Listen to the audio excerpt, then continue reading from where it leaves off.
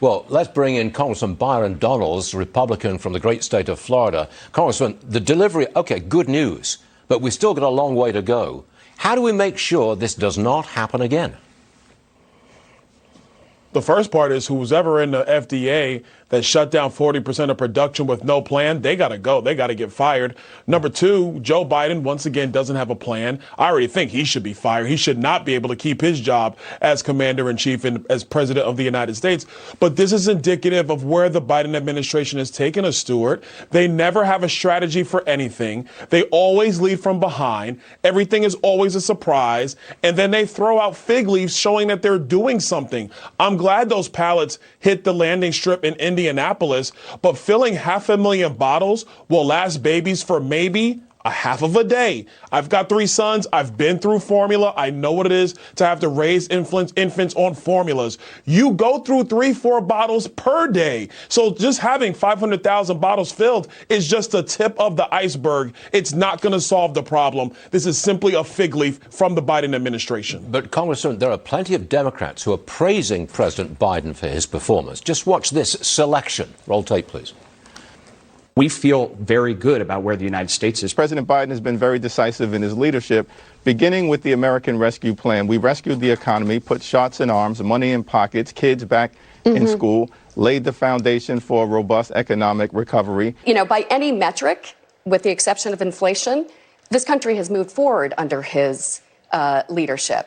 With the exception of inflation, of course, right. And we've got a new poll showing 69% of the people polled believe the economy is bad. That's their word, bad.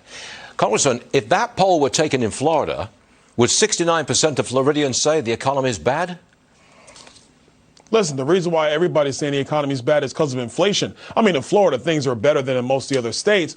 But the reality is gas prices are hurting Floridians. Inflation is hurting Floridians. It's hurting our real estate markets as well as everything else. It's hurting small businesses as well. Everybody's feeling this pain. For that newsreel you just played, if there was ever a show of political propaganda, that was it right there. Because congressional Democrats, they know that Joe Biden's a failure. They tell us in the halls very quietly. They just won't admit it on TV for the American people. But the polling has made it clear, Stuart, the American people know the truth. The Democrats have no plans and no strategies except the Bernie Sanders AOC plan, which is a complete and utter disaster for the United States. Congressman, has any Democrat in Congress actually sidled up to you and quietly said President Biden's a failure? Have they actually done that?